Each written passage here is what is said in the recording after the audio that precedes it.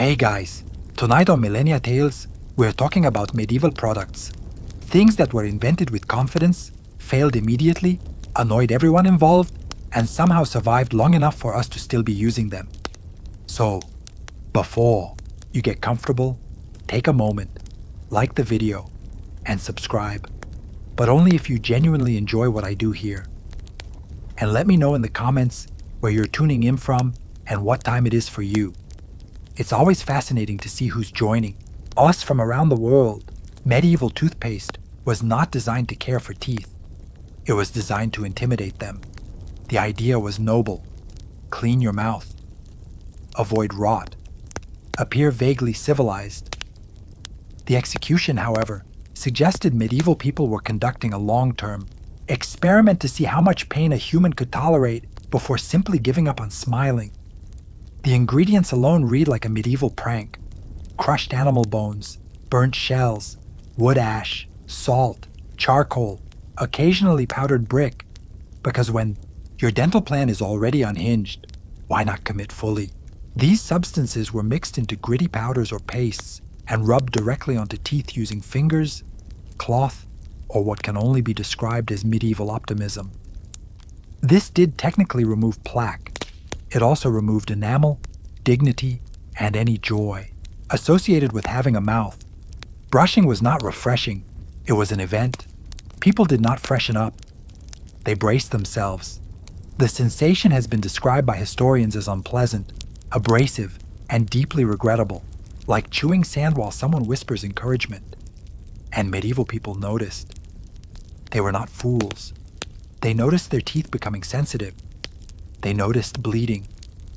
They noticed that drinking anything remotely warm or cold now felt like a personal attack. Many responded logically by stopping entirely. Others continued brushing out of fear that not brushing would somehow be worse, which is a very medieval approach to problem solving. Here is the real failure. Toothpaste did not significantly improve dental outcomes. Teeth still rotted. Gums still receded. Infections still happened. The product hurt, delivered minimal results, and inspired zero enthusiasm. In modern terms, it would have been discontinued after a week and recalled for emotional damage. And yet, humanity refused to let it die. Instead of abandoning toothpaste, we refined it. We softened the abrasives. We added mint so it felt like progress. We gave it reassuring names like gentle, advanced, and recommended by dentists, even though the basic principle remains unchanged. Scrape your teeth daily and hope science has improved things enough to make it survivable. Even today, toothpaste still works by abrasion. It just smiles politely while doing it. So when you brush your teeth and wince at that one sensitive spot, remember this is not a flaw. This is tradition. You are participating in a medieval product that failed immediately, annoyed everyone involved, and somehow became mandatory. History did not fix toothpaste. It just made it taste like mint and lie about it. Medieval soap was not created to pamper the skin. It was created to win a fight against dirt. And if your skin happened to lose that fight, that was considered acceptable collateral damage. Soap in the Middle Ages was typically made from animal fat mixed with lye, a substance so aggressive it can dissolve organic matter, including the illusion that bathing should feel pleasant.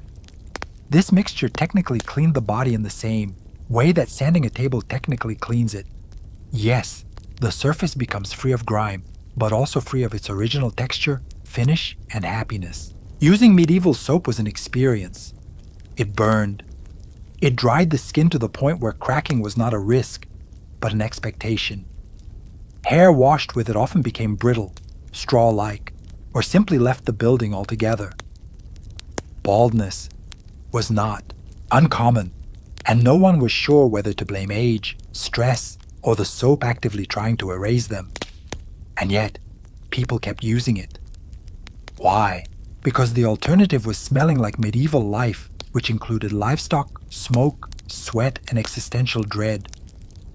Soap may have hurt, but it hurt less than social exile.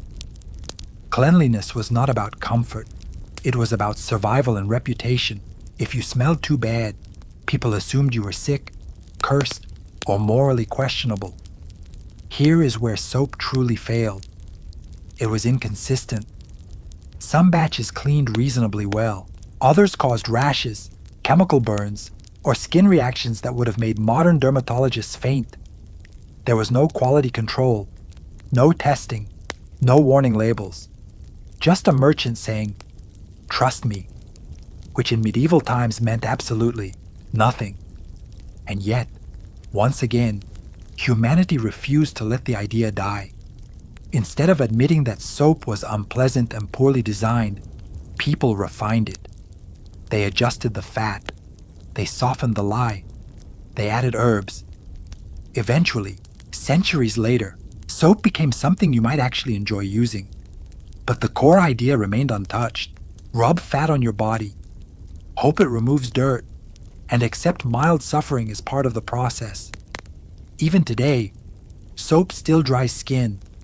It still irritates. It still requires moisturizing products to undo what it just did. We have simply normalized this cycle and added pleasant scents to distract ourselves.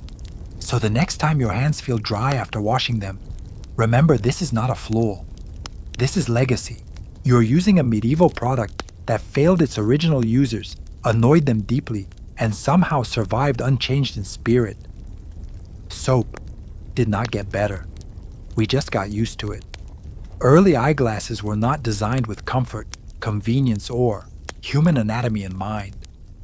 They were designed with one simple goal: make letters slightly less blurry and let the wearer figure out the rest.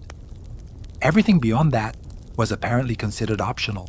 The first medieval spectacles appeared around the late Middle Ages, and they failed almost immediately in every category except one. They technically worked. These early glasses were heavy, awkward, and balanced directly on the nose with the confidence of an object that wanted to fall off. There were no arms to hook over the ears, no adjustable parts, just two lenses connected by hope and friction. If you moved your head too quickly, the glasses slid off. If you bent over, they fell. If you sneezed, they abandoned you. Reading while wearing medieval eyeglasses required monk-like discipline. You had to sit perfectly upright, hold your book at the correct angle, and resist the urge to exist too energetically. Any sudden movement could send your lenses tumbling into the dirt, where they would be immediately stepped on by someone who did not care about your vision journey. And let us be clear, people hated them. Eyeglasses were uncomfortable, socially awkward, and openly mocked. Some believed they were unnatural. Others claimed they weakened the eyes. A few suspected they were borderline witchcraft. Nothing says cutting-edge technology like being accused of sorcery because you want to read without squinting. They also barely worked. Early lenses corrected only one specific problem, usually farsightedness, and did so imperfectly. If your vision issue was slightly different, congratulations. These glasses were decorative. You could see a little better, but not enough to justify the inconvenience, judgment, and constant fear of dropping them. And yet, humanity refused to abandon the idea. Instead of admitting eyeglasses were a failure, people doubled down. They added frames. They added arms. They refined lenses. They kept the same basic concept and dragged it forward through centuries of discomfort. Even now, glasses slip, pinch, fog up, scratch and break at the worst possible moment. We complain constantly. We still wear them. Eyeglasses are the perfect medieval failure product. People disliked them from the beginning. They were uncomfortable, unreliable, and socially risky. But they solved just enough of a problem that no one could justify throwing them away. So when your glasses slide down your nose or fog up the moment you step outside, remember this is not bad design. This is tradition. Medieval alarm clocks were invented for people who hated sleeping too long, but were apparently fine with mild terror. These devices were not designed to wake you gently. They were designed to interrupt your existence with just enough chaos to force consciousness. Early alarm mechanisms came in many deeply questionable forms. Some used weights that slowly descended overnight until they triggered a bell. Others involved candles marked with nails or metal balls that once the wax burned down would drop onto a plate with a dramatic clatter. The idea was simple. Noise equals waking. Precision was optional. Safety was negotiable. Accuracy was optimistic. Medieval alarm clocks did not care what time it actually was. They cared only that something happened, eventually. If you needed to wake before dawn, you might wake before midnight or not at all, or during a small house fire. It was a flexible system, and people hated them. Imagine trusting your entire workday, prayer schedule, or survival routine to a candle, slowly burning in a drafty room. If the flame flickered wrong, congratulations. You are now late. If the wax burned too fast, you woke up early and stared into the darkness, questioning every life choice that led you here. Some alarms were so loud and violent that they startled entire households awake, including people who had absolutely nothing scheduled that morning. Medieval mornings were not private affairs. One person's alarm was everyone's problem. And yet, despite the inconvenience, danger, and sheer unreliability, the concept refused to die. Instead of saying, perhaps humans were not meant to be shocked, awake by collapsing objects, people doubled down. They refined the idea. They added gears, springs, bells, eventually electricity. Now, we use phones that scream at us every morning like emotionally distant medieval bells with Wi-Fi. And we still hate them. No one enjoys alarm clocks. We dread them. We negotiate with them. We hit snooze like it is a legally binding contract. Entire industries exist to make alarms gentler, softer, or more natural, which is humanity quietly admitting that the original idea was a mistake. But the core concept remains unchanged. Artificial noise forces wakefulness. Wakefulness leads to productivity. Productivity justifies suffering. Medieval alarm clocks failed at comfort, accuracy, and user satisfaction. They succeeded only in one thing, making sure people woke up against their will. That single success was apparently enough to carry the product through centuries. So tomorrow morning, when your alarm goes off and you feel instant resentment, remember this is not modern inconvenience. This is medieval heritage ringing in your ears. Medieval candles were not romantic. They were not cozy. They were not atmospheric. They were barely functional sticks of disappointment that happened to be on fire. Most medieval candles were made from animal tallow, rendered fat taken from cows or sheep. This meant they smelled faintly of livestock, smoked aggressively, and dripped molten grease everywhere, like they were actively trying to ruin your furniture. Beeswax candles existed, but those were expensive and mostly reserved for churches, nobles, or people who wanted to flex their wealth through illumination. Lighting a candle did not create a soft glow. It created a small flickering argument between flame, smoke, and gravity. Tallow candles burned unevenly, bent under their own heat, and showered hot wax onto tables, floors, hands, and occasionally, faces. People did not relax by candlelight. They monitored it nervously. The light itself was underwhelming. One candle barely illuminated a room. 2 candles meant luxury. 3 candles meant you were either wealthy or doing something suspicious. Reading by candlelight was difficult, eye-straining, and often accompanied by coughing as smoke gathered near the ceiling like an unwanted house guest. And yet, candles were everywhere. Why?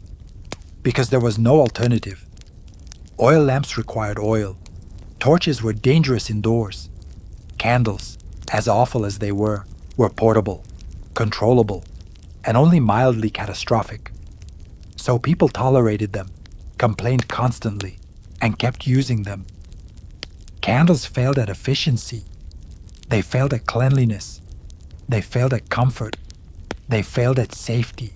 Medieval records mention fires caused by candles with alarming frequency, usually followed by phrases like tragic accident and everything burned down.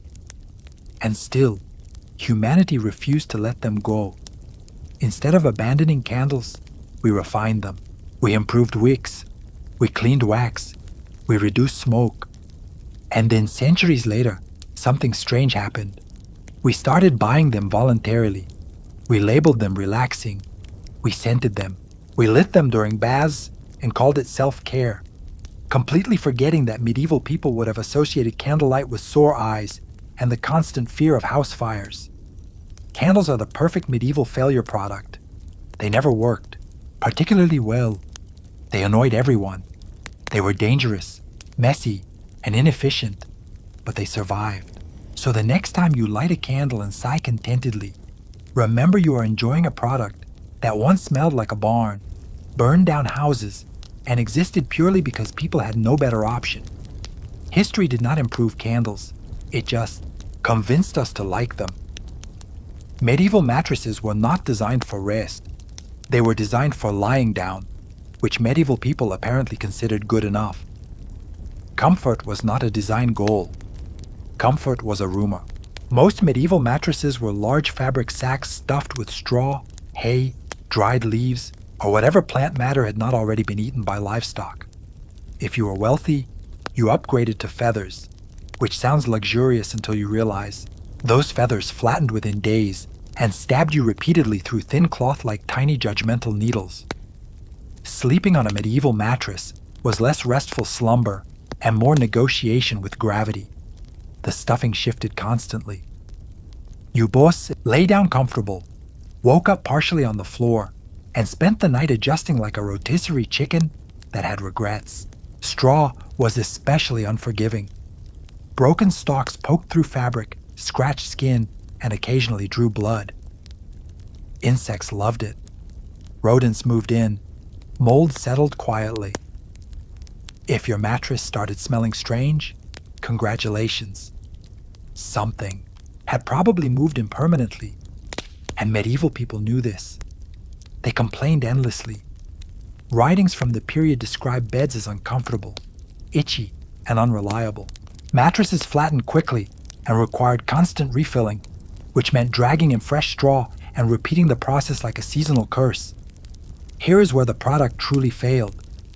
Mattresses did not improve sleep quality. People woke up sore, stiff, and tired. Back pain was common. Good rest remained elusive. In modern terms, medieval mattresses had terrible customer satisfaction and zero quality control. And yet, humanity refused to abandon the idea.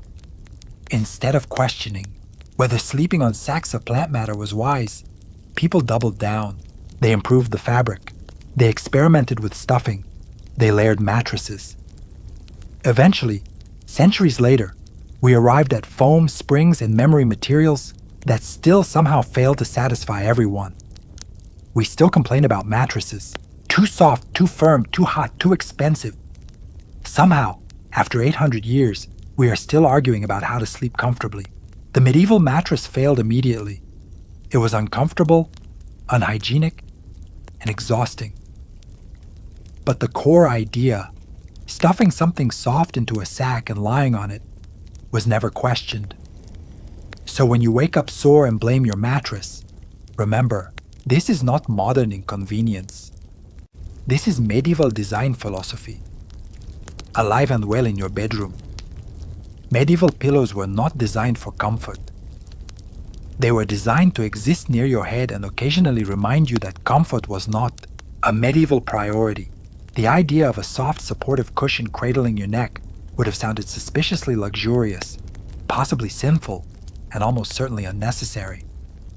Early pillows were often stuffed with straw, rags, or rough feathers, and sewn into stiff, fabric sacks that flattened almost immediately.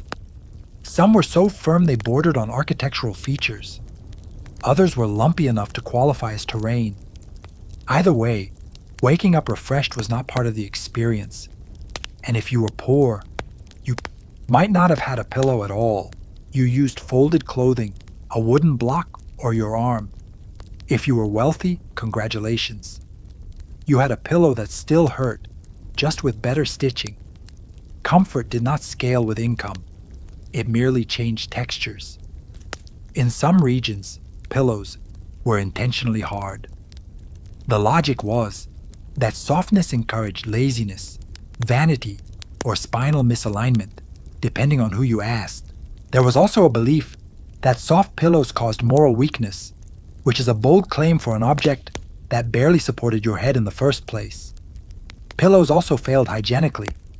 They absorbed sweat, Oils, drool, and whatever insects decided to move in. Washing them was rare.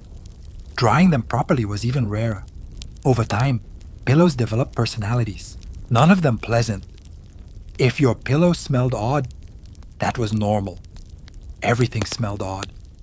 Despite all this, medieval people kept pillows, not because they worked well, but because the idea of something under the head was hard to abandon. The product failed at softness, failed at cleanliness, and failed at durability, but it survived as a concept. Fast forward to today, and we are still arguing about pillows, memory foam versus down, firm versus soft, cooling versus supportive. Entire industries exist to fix a problem medieval people accepted without complaint. Waking up uncomfortable and pretending it was fine. Even now, pillows flatten, overheat, trap moisture, and need constant replacement. We complain, but we do not stop using them. We simply buy more, hoping the next one will finally solve what the last 10 could not. Pillows are a medieval failure. That became tradition. They never worked perfectly. They annoyed everyone. And somehow they are still essential. So when you flip your pillow to the cool side tonight and feel brief relief, remember, you are participating in centuries of disappointment, just better marketed. Buttons were not invented to make life easier. They were invented to make clothing more annoying while pretending to be sophisticated. Before buttons, medieval people used ties, pins, and laces, simple systems that worked quickly and allowed you to escape your clothes without a prolonged struggle. Buttons changed all of that. Early buttons appeared in the Middle Ages as decorative status symbols, not functional fasteners. They were small, fiddly, and proudly inefficient. Instead of securing garments quickly, they demanded time, precision, and patience. 3 things medieval life was already running dangerously low on. Buttoning a tunic could take several minutes. Undoing it took even longer. Cold fingers made the process feel like a test of personal worth. Drop a button and it vanished into the straw-covered floor forever, joining a lost civilization of other tiny objects sacrificed to inconvenience. And yet buttons spread. Why? Because they looked refined. Buttons suggested wealth, tailoring, and leisure. The kind of leisure required to stand still while someone else fastened you into your outfit like a human parcel. The more buttons you had, the more it signaled that you were important enough to waste time. Functionally, buttons failed. They popped off. They broke. They loosened. They offered no flexibility if your weight changed, which medieval diets were famously unpredictable about. Laces adjusted, pins adapted, buttons judged silently. Buttons also made laundry worse. Washing garments with buttons risked damage, tangling, or breakage. Repairing them required skill, thread, and eyesight, all things medieval peasants did not have in abundance. Despite this, humanity doubled down. Instead of admitting that buttons were inferior to faster systems, we embraced them. We added more buttons, smaller buttons, decorative buttons that did absolutely nothing. Even today, clothing includes buttons that exist purely to look busy while contributing nothing to function. We still struggle with them. We still lose them. We still get annoyed when one pops off in public. Buttons are the perfect medieval failure product.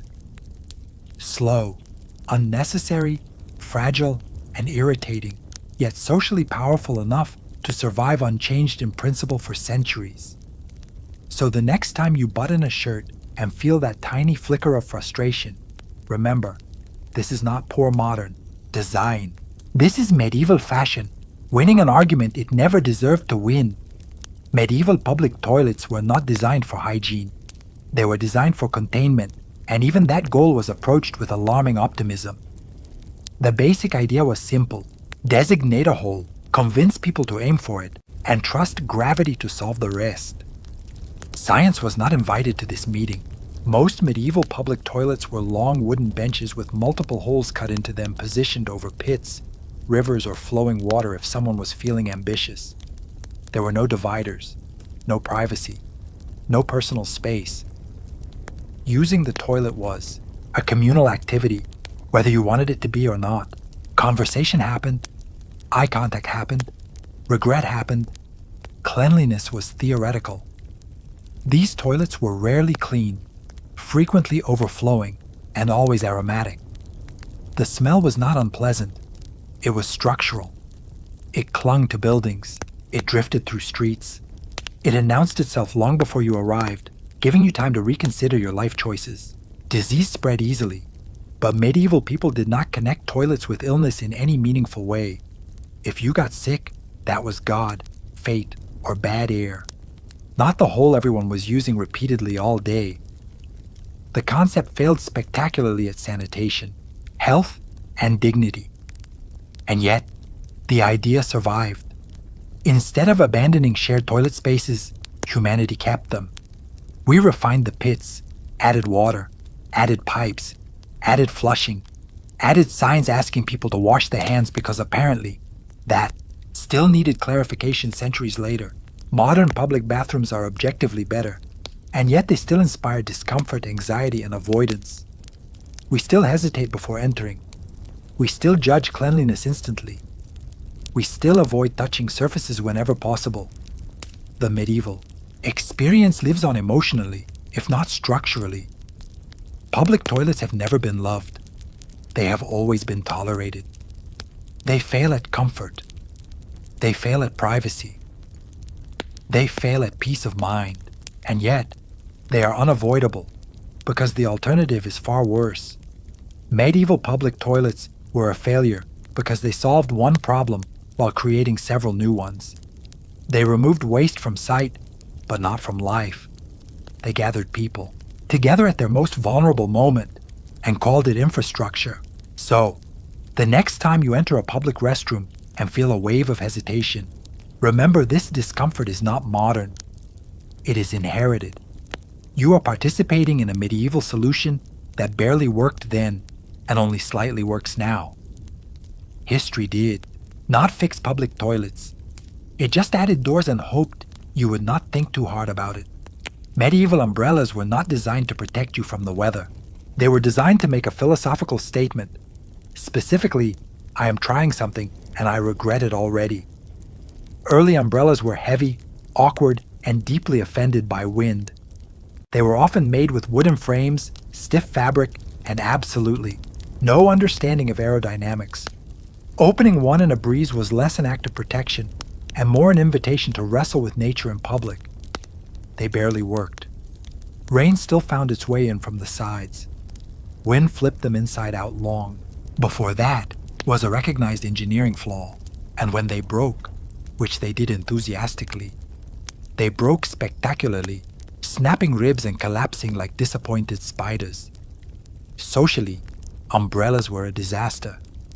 Carrying one marked you as strange, pretentious, or suspiciously foreign. Many people believed umbrellas were unmanly, impractical, or an insult to God's weather decisions. If it was raining, you were expected to accept it.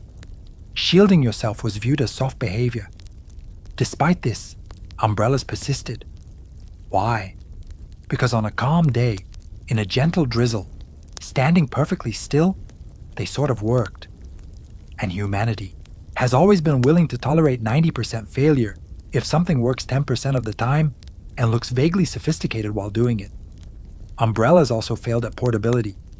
They were large, rigid, and inconvenient to carry when not in use, which was most of the time. People dragged them around like uncomfortable walking sticks, bumping into others and apologizing constantly. And yet, instead of abandoning the idea, we refined it. We added collapsible frames. We lightened materials.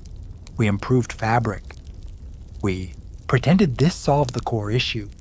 Even though modern umbrellas still invert, break, and abandon you the moment weather becomes emotionally intense, we still lose them. We still forget them. We still buy cheap ones, knowing they will die within weeks. Umbrellas are a medieval failure product that survived on pure optimism. They never fully solved the problem they were designed for. They simply offered the illusion of control over rain, an illusion humans find deeply comforting. So the next time your umbrella turns inside out in public while you quietly fight it back into shape, remember, This is not poor modern engineering. This is medieval stubbornness unfolding above your head. Medieval locks were not designed to stop criminals. They were designed to make honest people feel optimistic. The basic idea was comforting. Place a piece of metal between your belongings and the rest of the world and sleep better at night. The reality, unfortunately, was far less reassuring. Early medieval locks were bulky, inconsistent, and surprisingly easy to defeat if you had time, patience, or a vaguely shaped piece of metal. Keys were large, awkward, and looked like something you would use to summon a ghost. Losing one was a disaster. Replacing one was worse, and trusting one required faith bordering on delusion. Locks failed constantly. They jammed. They rusted. They broke in cold weather. Some opened if you shook them aggressively, which meant even thieves with no skill could succeed through enthusiasm alone. Others worked only if you held the key at exactly the right angle while whispering encouragement. Security was mostly symbolic. A locked chest did not say, "This is impossible to steal." It said, "Please steal something else first." And medieval thieves understood this perfectly. Many did not bother picking locks. They simply broke the container because the lock itself was often stronger in concept than in construction.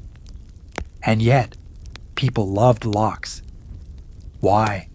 Because they offered psychological comfort. Even a bad lock feels better than no lock. It tells you that you tried, that you cared, that you participated in the illusion of control over your possessions. Instead of abandoning locks when they clearly failed, medieval people kept improving them. They added complexity. Wards, tumblers, traps.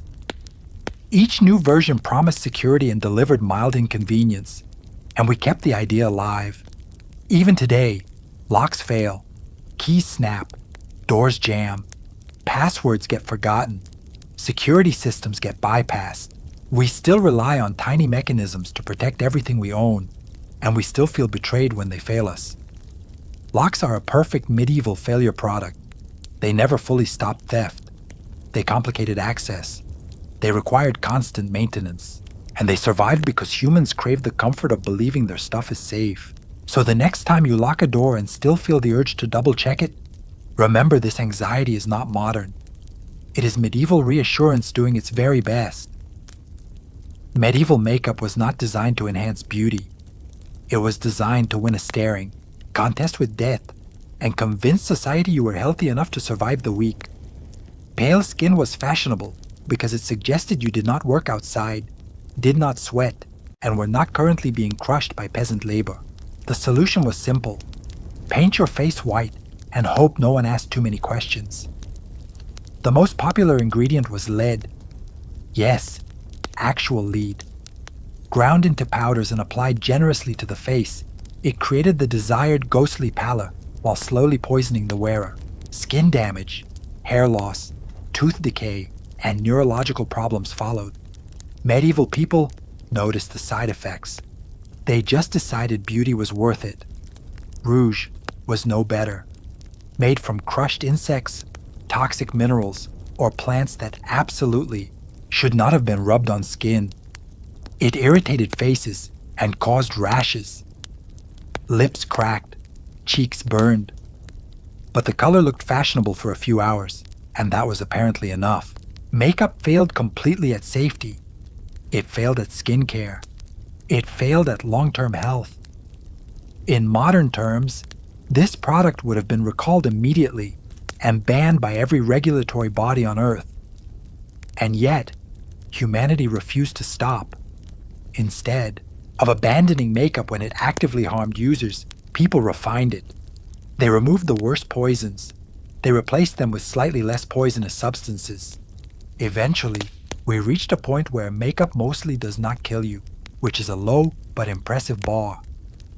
Even now, makeup still irritates skin. It clogs pores. It causes breakouts. It requires entire removal routines to undo the damage it just did. We apply products in the morning and spend the evening repairing the consequences, just like medieval users did. only now with better lighting and more mirrors. Makeup is a medieval failure product because everyone knew it was bad. They saw the damage, they experienced the pain, they complained, and they kept using it anyway because social pressure mattered more than comfort or health. So the next time your skin reacts badly to a cosmetic product and you sigh in resignation, remember, this is not modern inconvenience. This is medieval beauty standards refusing to die. Medieval medical bandages were not designed to heal wounds.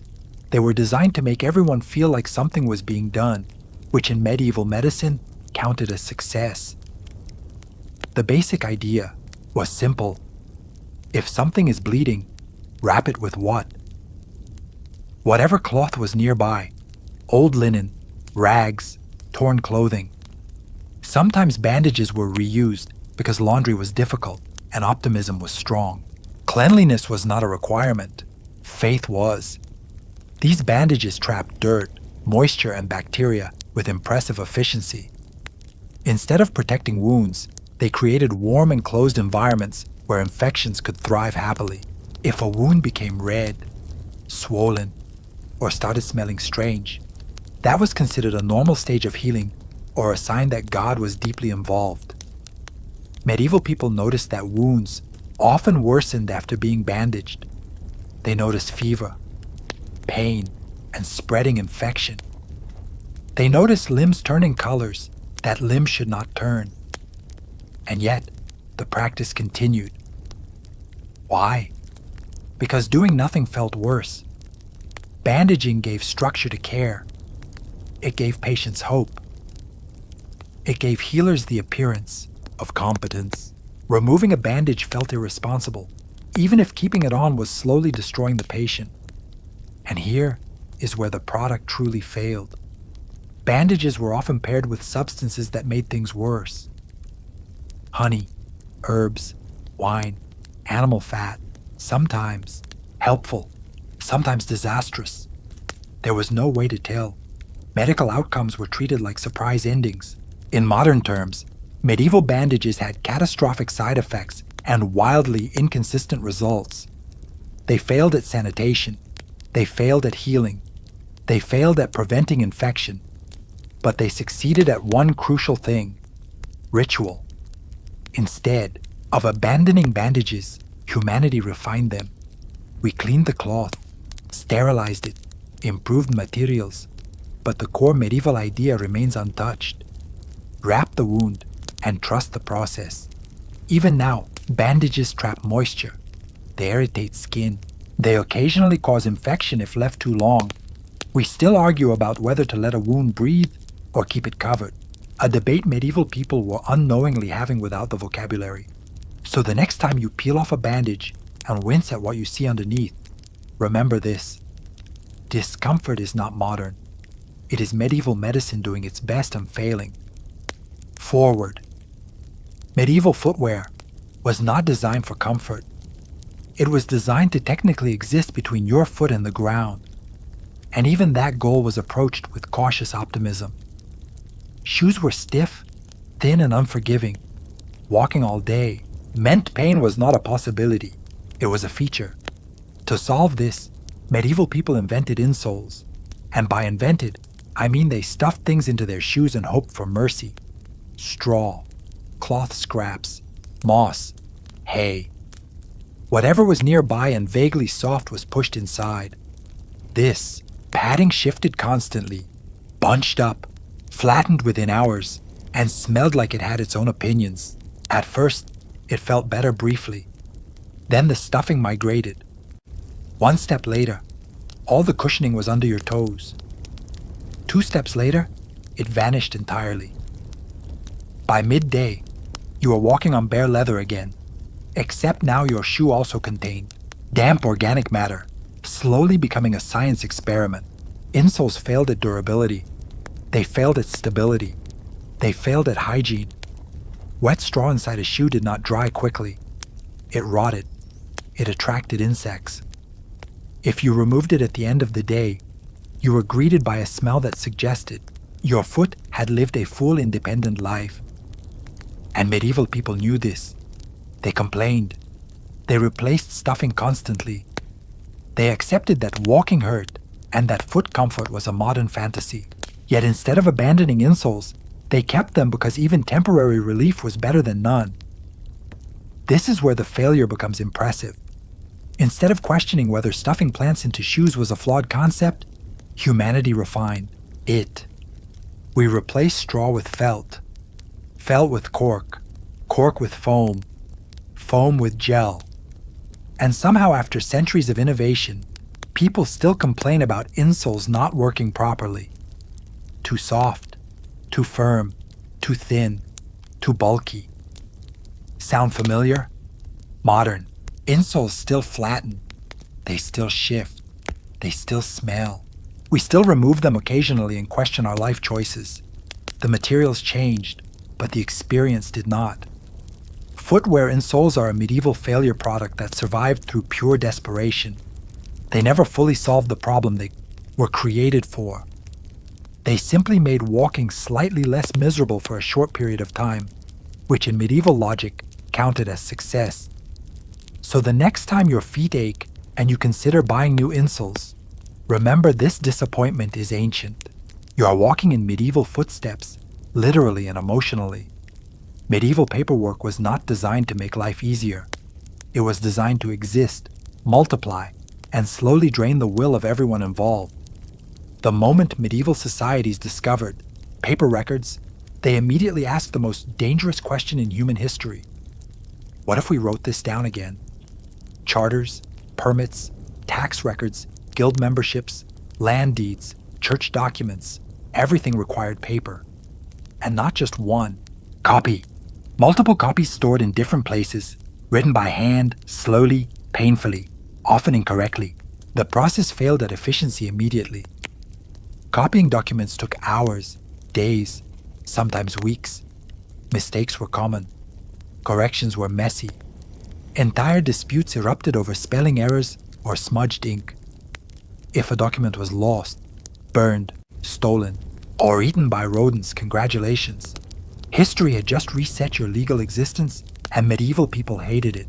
Records from the period are filled with complaints about clerks, delays, confusing language, and endless repetition. People traveled long distances only to be told they were missing a document they had never been informed existed. Sound familiar? Good. That means the system is working exactly as intended. Paper bureaucracy failed because it created more problems than it solved. It slowed decisions. It centralized power. It favored those who could read, write, and afford scribes. For everyone else, paperwork was a maze designed to exhaust you into compliance. And yet, humanity clung to it like a bad habit. Instead of simplifying systems, medieval societies expanded them. More forms, more seals, more signatures, more layers of approval. Every problem became a paperwork problem, and paperwork became the problem itself. Fast forward to today, and nothing has changed except the medium. We still fill out forms. We still repeat information. We still submit documents only to be told they are missing one tiny detail. Paper became digital. But the frustration stayed beautifully intact. We still joke about bureaucracy. We still suffer through it. We still accept it as unavoidable. Paper bureaucracy is the ultimate medieval failure product because it never worked smoothly, never pleased users, and never delivered clarity. Yet, it survived because institutions loved it. It created order for those in charge and confusion for everyone else. So, the next time you fill out a form that asks for the same information 3 times and then rejects it anyway, remember this is not modern inefficiency. This is medieval administration. Alive, while and still wasting your time. Mary Shelley was born into a household where ideas mattered more than comfort, reputation, or safety. From the moment she entered the world in 1797, her life was shaped by intellect, controversy, and loss. She was the daughter of 2 of the most radical thinkers in Britain, people whose names were spoken with admiration in some circles and suspicion in others. Her father, William Godwin, believed society could be rebuilt through reason, education, and moral improvement. Her mother, Mary Wollstonecraft, had written one of the most daring books of the age, arguing that women were not naturally inferior, merely denied education and independence. Mary never knew her mother. Wollstonecraft died just 10 days after giving birth, leaving behind a newborn daughter and a legacy that would loom over Mary's entire life. From childhood onward, Mary grew up haunted by an absence she could never fill. She would later visit her mother's grave to read, write, and think, treating it as both shrine and classroom. Death was not an abstract concept in her early life. It was personal, immediate, and formative. Her father raised her surrounded by books, debates, and visiting intellectuals. The house was often filled with writers, philosophers, and political radicals, all arguing about revolution, justice, and the future of humanity. This was not a gentle or sheltered upbringing. Godwin believed children should be shaped by reason rather than discipline, but his ideals did not always translate into warmth. Mary was intellectually stimulated but emotionally lonely, especially after her father remarried. Her stepmother favored her own children, and Mary often felt like an outsider in her own home. Still, books became a refuge. She absorbed history, poetry, philosophy, and science at an early age, developing an imagination fueled by both knowledge and isolation. She learned early that ideas had consequences, that bold thinking could bring admiration, but also condemnation. This lesson would follow her throughout her life. From the very beginning, Mary Shelley stood at the intersection of creation and loss, brilliance and sorrow. She was born into a world of revolutionary thought, but also into a silence left by death. That tension between intellectual ambition and emotional pain would one day give birth to one of the most enduring stories ever written. By the time Mary Shelley reached her mid-teens, she was already restless. The world inside her father's house felt cramped, not physically, but emotionally. Ideas flowed freely, but affection did not. It was during this vulnerable period that she met a man who seemed to embody everything she longed for: passion, rebellion, and poetic fire. His name was Percy Bysshe Shelley. Percy was already married when they met, which in early 19th century England was not a minor inconvenience, but a social landmine. He was known as a radical poet, an atheist, and a political troublemaker. Exactly the sort of person respectable society warned young women to avoid. Naturally, Mary fell in love with him almost immediately. He treated her as an intellectual equal, encouraged her writing, and spoke of freedom with the intensity of someone determined to live by his ideals no matter the cost. Their relationship quickly became a scandal. Mary's father, despite his radical philosophy, was horrified. He had written about free love in theory, but watching his teenage daughter run off with a married man was another matter entirely. Yet Mary was undeterred. In 1814, she and Percy fled England together, accompanied by Mary's stepsister, Claire Clairmont. It was less a romantic honeymoon and more a chaotic act of rebellion. Their journey through France, Switzerland, and Germany was difficult, uncomfortable, and often miserable. They traveled on foot, slept poorly, ran out of money, and faced constant uncertainty. But for Mary, this escape was intoxicating. She had chosen love and freedom over obedience, fully aware that society would never forgive her for it. At just 16, she had severed her place in polite society with remarkable resolve. The emotional toll was heavy.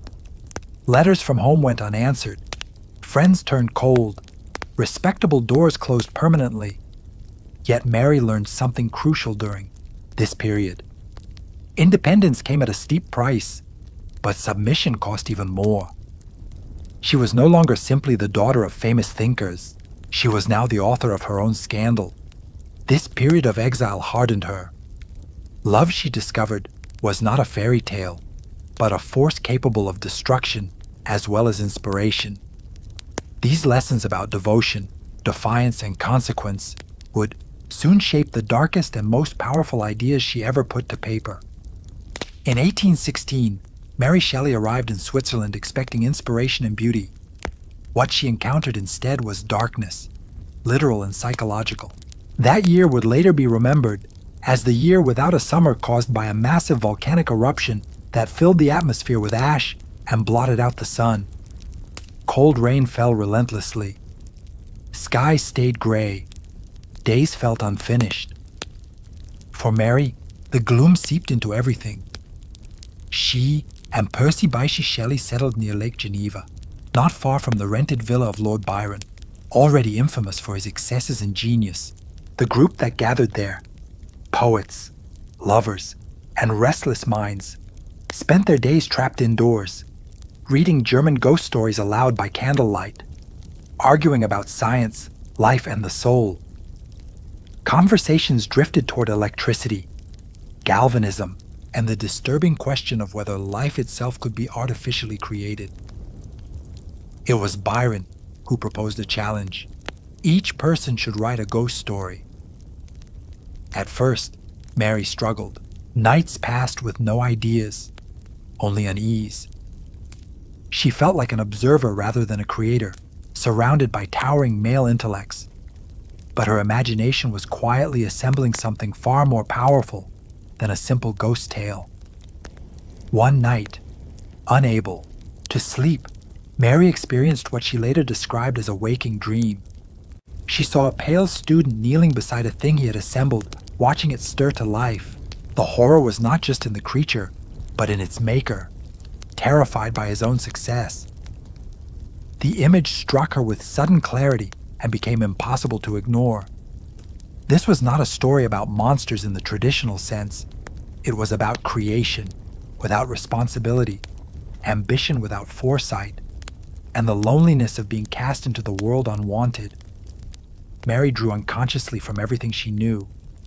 Her mother's death after childbirth, her father's cold idealism, her own experiences of abandonment and loss. Out of that sleepless night emerged the seed of Frankenstein, or the modern Prometheus. It was not born from comfort or joy, but from isolation, fear, and deep reflection on what it means to bring life into the world. That dark summer marked a turning point. Mary was no longer merely absorbing ideas. She was transforming them.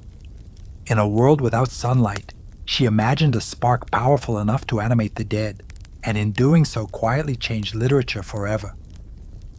The creation of Frankenstein did not bring immediate triumph to Mary Shelley. Instead, the years that followed were marked by a far more intimate and devastating education, motherhood, and the repeated experience of loss.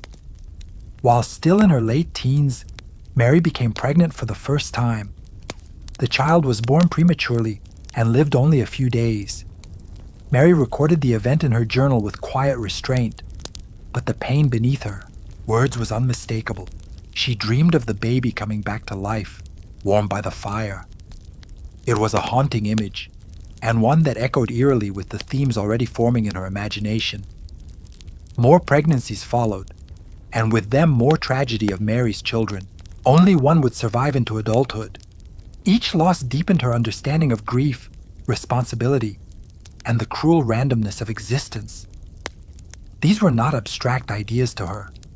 They were lived realities. While Percy Shelley pursued poetry and ideals with relentless energy, Mary was often left to bear the physical and emotional consequences of their shared life. The contrast between creation and destruction became inescapable. To give life was to risk unbearable pain. To love deeply was to invite devastation. These experiences sharpened the emotional core of Frankenstein, transforming it from a clever philosophical experiment into something far more human. The creature's abandonment, its longing for connection, and its rage at being rejected all carried the weight of Mary's personal losses. During this period, Mary also faced social isolation. She was judged harshly for her unconventional life, blamed for moral transgressions others freely committed. Respectable society saw her as reckless, improper, even dangerous. Yet she continued to write, revise, and think, often doing so while exhausted, grieving, and financially uncertain. In 1818, Frankenstein was finally published anonymously. Many readers assumed the author was a man. Some critics praised the novel's originality while condemning its disturbing ideas. Others were unsettled by the fact that such a dark and philosophical work could have come from someone so young. Mary watched quietly as her creation entered the world. Much like the creature in her novel, misunderstood, debated, and judged without mercy. Motherhood and grief had carved something permanent into Mary Shelley. They stripped away youthful illusions and replaced them with a deeper, darker clarity. Life, she learned, was fragile, creation was dangerous, and love carried consequences no one could fully control. As Frankenstein began to circulate and stir conversation, Mary Shelley found that recognition did not translate into security. The novel attracted attention, controversy, and curiosity, but very little money. Most of the profits went to publishers while Mary and her husband continued to live under constant financial strain. Fame, it turned out, was not a reliable source of food, warmth, or stability. In 1816, after years of scandal and uncertainty, Mary finally married Percy Bysshe Shelley. The marriage was made possible by tragedy. Percy's first wife had drowned herself, a death that cast a long shadow over their union. Though the marriage brought a degree of social legitimacy, it did little to ease their deeper problems. Percy remained brilliant, idealistic, and increasingly impractical. Money slipped through his hands almost as quickly as it arrived. He gave generously to friends, causes, and strangers, while Mary worried quietly about debts, children, and survival. Their relationship grew strained. Percy's emotional intensity could be exhausting, and his belief in free love often left Mary feeling insecure and sidelined. She admired his genius, but she also carried the burden of reality, arranging moves, managing finances, and enduring the consequences of his recklessness. While he wrote poetry aimed at eternity, Mary was forced to think about tomorrow. Despite this, she did not stop writing. She revised Frankenstein, contributed essays and reviews, and began work on new fiction. Yet, her literary identity remained overshadowed by her husband's reputation. She was often introduced not as an author in her own right, but as Percy Shelley's wife, a label that quietly minimized her achievements. Poverty followed them wherever they went. They moved frequently, fleeing creditors and searching for cheaper living conditions. This instability deepened Mary's sense of displacement. Home was never permanent, and safety always felt provisional. Still, these years refined her voice. She became sharper, more disciplined, and more aware of the cost of idealism when divorced from responsibility. This period forced Mary Shelley to confront a harsh truth. Imagination alone could not sustain a life. Creation required endurance. Genius demanded sacrifice, and love, no matter how passionate, could erode under the weight of hunger, grief, and unmet expectations. The tension between vision and survival would remain a central theme in both her life and her work. By the early 1820s, Mary Shelley and Percy Bysshe Shelley left England for Italy, hoping distance might solve what proximity had failed to fix. Italy promised beauty, warmth, and a lower cost of living. It also offered escape from creditors, judgment, and the ghosts of their earlier choices. For a time, the move felt almost successful. The landscapes were luminous, the cities ancient and alive, and the intellectual circles stimulating. Yet beneath the surface, the same fractures remained. Italy became a place of contrasts. There were moments of genuine happiness, long walks, shared reading, conversations about art and history, but these were punctured repeatedly by tragedy. 2 of Mary's children died there, taken by illness in quick succession. The losses hollowed her. Grief became routine, something endured rather than processed. Percy, overwhelmed and guilt-ridden, retreated further into idealism, poetry, and emotional distance. Their marriage began to feel less like a partnership and more like coexistence. Percy's belief in emotional freedom led him into intense attachments with other women, Arrangements he justified philosophically, but which wounded Mary deeply. She was expected to be understanding, enlightened, modern, yet she remained human. Love, she learned again, could be rationalized into cruelty. Mary continued writing, though often in emotional isolation. She worked on novels such as Valperga, drawing on Italian history and political struggle, but the public reception was lukewarm. Critics compared her unfavorably to her husband, dismissing her work as secondary, derivative, or overly intellectual for a woman. The irony was sharp. She was criticized both for thinking too much and for not being brilliant enough. Italy, once imagined as renewal, slowly became associated with loss. The sunlit landscapes could not soften the accumulating grief. Each death, each disappointment stripped away another layer of youthful optimism. Mary matured rapidly, not through choice but necessity. Still, something crucial was forming. These years sharpened her understanding of endurance. She saw how ideals collapsed under pressure, how beauty could coexist with suffering, and how individuals survived not through grand philosophies, but through quiet persistence. Italy did not save Mary Shelley, but it forged her. Out of heat, grief, and disillusionment, she emerged with a clearer sense of herself, not as someone orbiting genius, but as a writer shaped by experience, restraint, and a deep knowledge of human fragility. In 1822, everything collapsed. Mary Shelley was only 24 when her life was violently split in two. Her husband, Percy Bysshe Shelley, set sail along the Italian coast in a small boat, confident as ever in his belief that nature could be mastered with courage and intellect. A sudden storm rose without warning. The boat vanished. Days later, Percy's body washed ashore, unrecognizable, battered by the sea. Mary was not present when it happened. She learned of his death through others, forced to imagine the final moments rather than witness them. The shock was absolute. Percy had been many things: brilliant, careless, exhausting, inspiring. But he had been the axis around which her adult life revolved. His death left not only grief, but silence. No more arguments, no more reconciliations, no possibility of change. The aftermath was grim. Percy's body was cremated on the beach in a strange improvised ceremony attended by friends. Mary did not watch. She could not. Later, she kept his heart literally preserved among his papers, a detail often sensationalized but deeply revealing. For Mary, memory was physical. Loss was something you carried, not something you moved past. Now, a widow with a surviving son, she faced an unforgiving reality. There was no romantic tragedy here, only responsibility. She returned to England poorer, more isolated, and socially vulnerable. As Percy's widow, she was both pitied and judged. His family controlled his estate and limited her financial support, forcing her into careful negotiations simply to survive. Yet something shifted.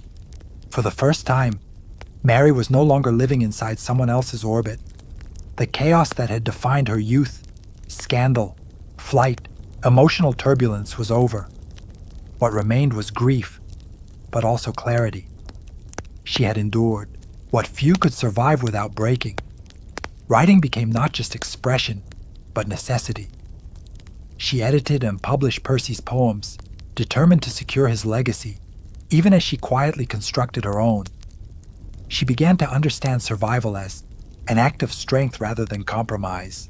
Percy Shelley's death ended one chapter of Mary's life with brutal finality, but it also forced her into independence. She had outlived her genius husband, outlived her illusions, and outlived the reckless freedom of youth. What came next would be quieter, but no less remarkable.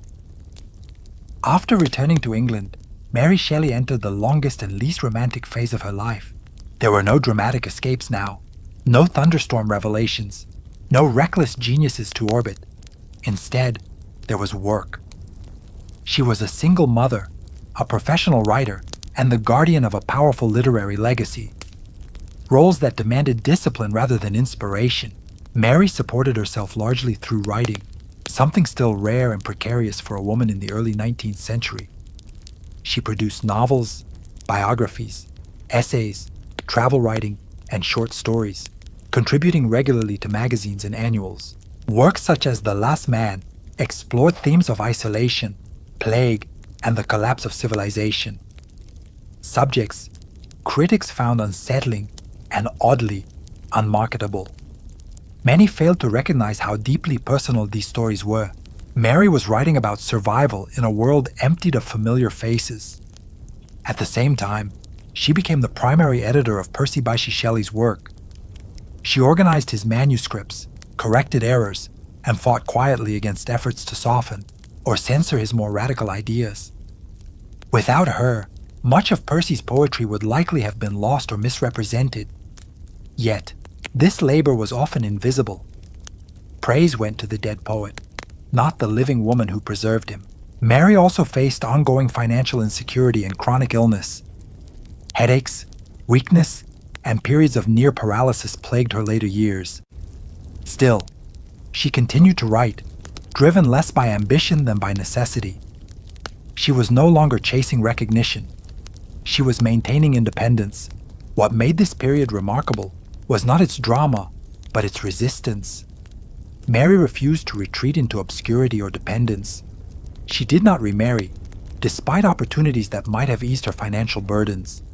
Instead, she chose autonomy in a society that discouraged it. Quietly, persistently, she lived the principles her parents had once written about. Though critics often dismissed her later work, Mary Shelley remained intellectually engaged and politically aware. She followed revolutions abroad, supported reformist causes, and never abandoned the belief that literature could shape moral thought. This chapter of her life lacked spectacle, but it demonstrated something rarer than youthful rebellion: endurance. Mary Shelley proved that survival itself could be a radical act, and that creation did not end with tragedy, but could continue, patiently against the odds. By the time Mary Shelley reached her final years, she had become a strange contradiction in the public imagination. Famous, yet misunderstood, celebrated yet quietly sidelined. To many readers, she remained the teenage girl who had written Frankenstein during a stormy summer. To others, she was still primarily the widow of a great poet. Rarely was she seen for what she truly was: a lifelong professional writer who endured loss, scandal, poverty, and illness without surrendering her independence or intellect. Mary spent her later years caring for her son, Percy Florence Shelley, whose future she guarded fiercely. Ensuring his stability meant navigating complex relationships with Percy Shelley's aristocratic family, managing limited finances, and maintaining her reputation in a society that never fully forgave her youthful defiance. Respectability, once denied to her, became a tool she used strategically rather than a value she worshipped. Her health steadily declined. Chronic pain, weakness, and neurological symptoms made daily life difficult. Yet she continued reading, thinking, and writing for as long as she was able. She revised earlier works, reflected on her past, and watched as Frankenstein took on a life entirely its own. The novel was adapted for the stage, altered, sensationalized, and simplified. The creature became a monster in popular culture, even though Mary had written him as a thinking, feeling being shaped by neglect. In many ways, the fate of her novel mirrored her own: reduced, misunderstood, yet impossible to erase. Mary Shelley died in 1851 at the age of 53. She left behind no dramatic final gesture, no manifesto, no grand farewell. What she left instead was something far more durable, a body of work that continued to ask uncomfortable questions. What do creators owe their creations? What happens when society abandons responsibility in the name of progress? How much loneliness can a human endure before turning bitter or cruel? Over time, her reputation shifted. Scholars began to recognize her philosophical depth, her political awareness, and her influence on science fiction, Gothic literature, and feminist thought. She was no longer just the woman behind Frankenstein. She was a thinker shaped by grief, survival, and relentless observation. Mary Shelley outlived nearly everyone who wants to find her. In doing so, she claimed something rare for a woman of her era, authorship of her own life, and that perhaps was her greatest creation. Long before glass pyramids and hushed galleries, the Louvre began its life as something far more practical and far more brutal. In the late 12th century, Paris was not yet the elegant capital of culture it would become. It was a growing medieval city, vulnerable to invasion, especially from the northwest. To protect it, King Philip Augustus ordered the construction of a massive stone fortress on the city's edge, right where the Louvre now stands. This original Louvre was not built to inspire. It was built to intimidate. Thick limestone walls rose from the ground, reinforced by towers and surrounded by a defensive moat fed by the Seine. At its heart stood a huge central keep, cold, windowless, and imposing. Soldiers patrolled its ramparts, weapons ready, while, below them, the city lived under the constant reminder that royal power was never far away. The fortress served as both shield and warning. From here, the king could watch the river traffic and control access to Paris. It was a statement of authority, carved into stone. Inside, conditions were harsh. This was no palace of comfort. The rooms were dark, damp, and designed for defense, not beauty. The Louvre's earliest corridors echoed not with footsteps of tourists, but with armor, boots, and the tension of siege, preparedness. Yet even in this early phase, the Louvre began accumulating layers, both physical and symbolic. Prisoners were held within its walls. Treasures and royal records were stored here, guarded like military assets. The building became a vault of power, secrecy, and fear. What lay behind its walls was not meant to be seen by the public. As Paris expanded, the city slowly grew around the fortress. Streets crept closer. Markets flourished nearby. What was once a frontier defense became swallowed by urban life. The Louvre no longer stood at the edge of civilization. It stood at its center. And with that shift came a crucial transformation. By the time later, kings looked at the grim old fortress. They saw not just stone and battlements, but potential. The walls that once kept enemies out could now keep courtiers in. The stronghold of war would slowly become a residence of power. But deep beneath the modern museum, traces of this first Louvre still remain. Medieval foundations, hidden passages, and the ghostly outline of the old keep lie buried below polished floors.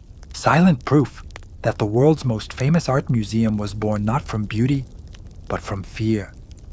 As the medieval city tightened its grip around the old stronghold, the Louvre began to feel out of place. By the 14th century, Paris was no longer a frontier town. It was a political and cultural center, and its kings no longer wanted to live in cold stone fortresses designed for war. They wanted comfort, ceremony, and visibility. The transformation began under King Charles V, who looked at the grim medieval Louvre and decided it was time for reinvention. Charles V did not tear the fortress down. Instead, he softened it. Towers were reshaped. Windows were enlarged to let in light rather than arrows. Interiors were remodeled to include private chambers, libraries, and spaces for courtly life. For the first time, the Louvre became a place where a king actually lived, not just ruled from a distance. The former military outpost slowly evolved into a royal residence. This shift changed the building's atmosphere entirely. Where soldiers once stood watch, courtiers now whispered. Where weapons had been stored, tapestries were hung. The Louvre became a stage for power rather than a shield against it. The king's presence turned the structure into a symbol of stability, culture, and authority, at least on the surface. But the past was never fully erased. Beneath the new decorations, the old fortress remained. Secret stairways, thick walls, and narrow passages continued to shape daily life. The palace was still a place of control. Access to the king was carefully regulated, and the architecture reinforced hierarchy. Who stood where, who entered which room, and who waited in the shadows. All of it mattered. The Louvre also became a repository of royal wealth. Manuscripts, jewels, ceremonial objects, and archives were stored within its walls. Power was no longer just military. It was cultural, symbolic, and bureaucratic. The building reflected that change perfectly. As generations passed, each ruler altered the Louvre to suit personal tastes and political needs. Some expanded it, others neglected it, but none could fully escape its layered history. The building had become a living archive of monarchy itself, part fortress, part palace, part labyrinth. By the end of the medieval period, the Louvre stood at a crossroads. It was no longer a place of war, but it was not yet a temple of art. It was something in between, a royal machine, humming quietly with intrigue, ambition, and the constant performance of power. The next great transformation of the Louvre came, not from caution, but from ambition. When King Francis I returned from his Italian campaigns in the early 16th century, he came back changed. He had seen Renaissance courts filled with art, symmetry, and humanist ideals, and the medieval heaviness of the Louvre suddenly felt embarrassing. Stone walls and narrow towers belonged to an older world. Francis wanted splendor. Rather than patching the old palace, he began dismantling it. The great medieval keep, the very heart of the original fortress, was demolished. In its place rose elegant facades inspired by Italian Renaissance design. Columns replaced battlements. Proportion replaced brute strength. The message was clear. Royal power no longer needed to hide behind walls. It could announce itself through beauty. This was not merely an architectural update. It was a political statement. Francis then wanted France to rival Italy as the cultural leader of Europe, and the Louvre would be his proof. He invited artists, architects, and thinkers to his court, including the aging Leonardo da Vinci, whose works would later form the core of the royal collection. Art became an extension of monarchy, a way to project intellect and legitimacy. Inside the palace, space was reorganized around ceremony. Grand staircases controlled movement. Long galleries allowed processions of courtiers to be seen and judged. Nothing was accidental. Architecture became choreography, guiding bodies and eyes toward the king. To be visible at the Louvre was to exist. To be excluded was political death. Yet, even as the Renaissance palace rose, the building's old secrets remained buried below. Medieval foundations still supported the new elegance. Hidden rooms and forgotten passages lingered beneath marble and plaster, reminders that the past was never fully destroyed, only covered. The Louvre became a place of contradictions. It celebrated human creativity while reinforcing absolute power. It displayed beauty while quietly enforcing hierarchy. Art softened authority, but it also magnified it. This period set the tone for everything that followed. The Louvre was no longer just where kings lived. It was where kings performed. And in turning stone into spectacle, Francis has permanently altered the purpose of the building, transforming it into a monument not only to power, but to image, legacy, and control. By the late Renaissance, the Louvre had become less a home and more a pressure chamber. It was magnificent on the surface, filled with art, ceremony, and ritual. But beneath the elegance pulsed constant tension. To live at the Louvre was to exist inside a web of surveillance, rivalry, and whispered ambition. Court life was theatrical, but it was also dangerous. Kings, queens, and nobles moved through carefully choreographed spaces where every gesture carried meaning. A misplaced word could end a career. A glance could spark a feud. Favor was currency, and access to royal chambers determined survival. The architecture reinforced this reality. Corridors narrowed deliberately. Rooms were layered with thresholds. Power was measured in proximity. It was during this era that figures like Catherine de' Medici wielded immense influence from within the palace. As queen, widow, and regent, she understood the Louvre not just as a residence, but as a tool. She hosted lavish entertainments while quietly arranging marriages, alliances, and eliminations. The palace became a chessboard, and the players rarely saw the whole game. Violence was never far away.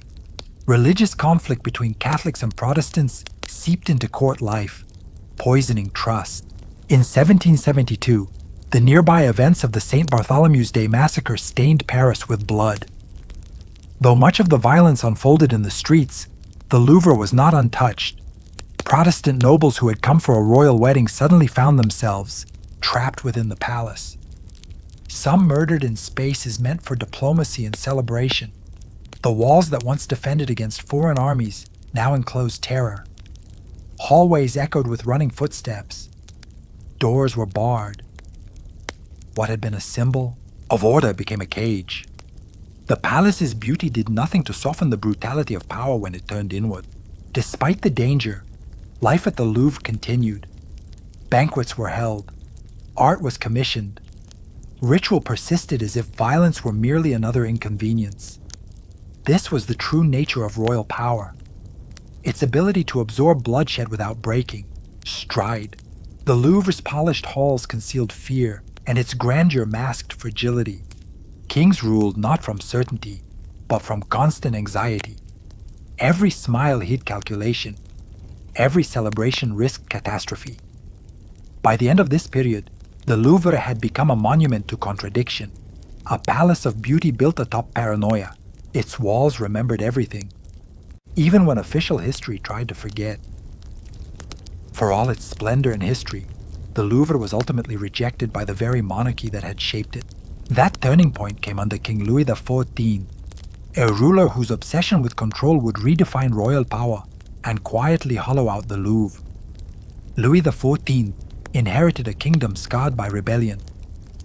As a child, he had lived through the chaos of the Fronde, a series of uprisings that had forced the royal family to flee Paris. The memory never left him. To Louis, the city represented danger, unpredictability, and the constant threat of defiance. The Louvre, sitting at the heart of Paris, was no longer a symbol of authority. It was a liability. His solution was radical. Rather than rule from within the city, Louis withdrew from it entirely. He transformed the modest hunting lodge outside Paris into the vast palace of Versailles, a place designed to isolate the king from the population and trap the nobility within an endless performance of loyalty. Power would no longer be negotiated in narrow corridors. It would radiate outward from a single untouchable center. When the court moved to Versailles, the Louvre was left behind, physically intact, but politically obsolete. Its grand halls fell silent. Courtiers vanished. The rituals that once animated its rooms migrated west, leaving the palace in an uncomfortable limbo. It was no longer a royal residence, yet it was far too symbolic to abandon entirely. Instead, the Louvre was repurposed. Artists and royal workshops were installed within its walls. Painters, sculptors, and architects moved into spaces once reserved for nobles. For the first time, creation replaced ceremony as the building's primary activity. This shift was subtle, but profound. The Palace of Kings began its long transition into a house of culture. Yet the change was not driven by generosity. Louis XIV did not open the Louvre to elevate artists. He simply no longer needed the space. Art, like everything else, remained under royal control. Studios existed by permission, not right. The building became quieter, but it was still watched. This abandonment marked the beginning of the end for the Louvre as a symbol of absolute monarchy. Stripped of its political heartbeat, it became something unstable, part relic, part experiment. The kings had moved on. The building for the first time had been left to wait. By the late 18th century, the Louvre stood in an uneasy silence. It was no longer a royal home, yet it remained a powerful symbol of monarchy, vast, expensive, and looming over a city simmering with anger. While artists worked in its galleries and administrators debated its purpose, the political ground beneath Paris was beginning to crack. When the French Revolution erupted, the Louvre's meaning changed overnight. The palace that had once embodied royal authority was suddenly rebranded as property of the people. Kings no longer ruled from behind its walls, but their ghosts still lingered in every corridor. The revolutionaries understood symbolism well. If the old order was to be destroyed, its monuments had to be reclaimed. As crowds filled the streets and the monarchy collapsed, royal collections were seized. Paintings, sculptures, scientific, instruments, and decorative objects once locked away for elite eyes were declared national property. The Louvre was no longer a palace waiting for kings who would never return. It was about to become something unprecedented. In 1793, during the Hygiene, most radical phase of the revolution, the Louvre officially opened as a public museum. This was not an act of cultural generosity. It was ideological warfare. Art was transformed into proof that the nation, not the monarchy, was now the rightful heir to France's heritage. Walking through the galleries became a political act.